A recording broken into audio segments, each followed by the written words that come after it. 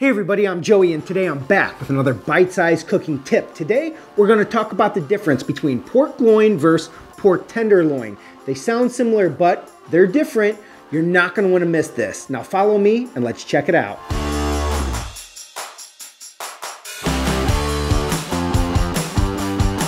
We're making this video because we think that there's a lot of confusion when it comes to pork loin versus pork tenderloin, and I think that comes from the similarity of those names. So we just wanted to kind of point out what are those differences. First of all, it can't be ignored. Look at the size.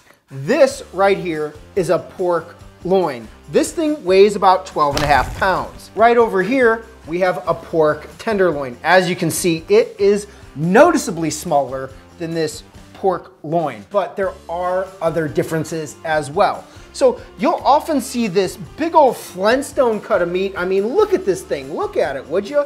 It's huge, cut up and sold as pork chops at your local grocery store. This runs along the back of the animal, and there's a bone that separates this from the pork tenderloin. One thing, however, that they have in common is that they are both extremely lean cuts of meat. Look, if you're a bodybuilder on a diet, these are, I think, even a tastier replacement for chicken breast, especially this pork tenderloin. With this pork loin, there's a lot you can do with it. First of all, you may see it sold like a bone-in pork chop. You can do like a French chop over here. There's options. We're not gonna get into all those options here in this video because we're gonna show you how to break down this whole pork loin in another video. We've used these pork chops to make sous vide pork chops, some of the best I've ever had. Some other differences about these is that this pork tenderloin, as you can see right here, look at that. That's silver skin. It's tough, sinew. You'll want to go ahead and remove that before you eat.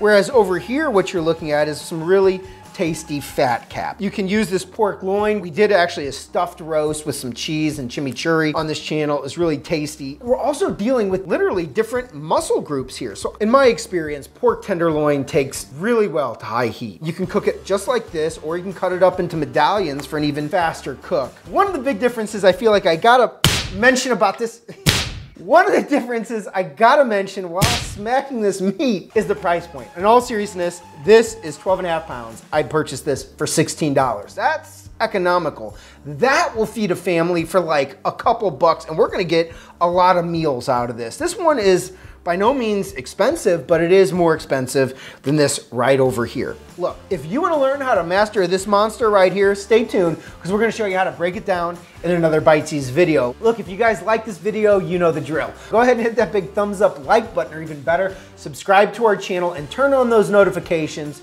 so you'll always be, well, notified when we release a new video on Saturday mornings. And we've just started releasing these new short series, easy recipes that can be learned in under 1 minute. We'll see you guys soon.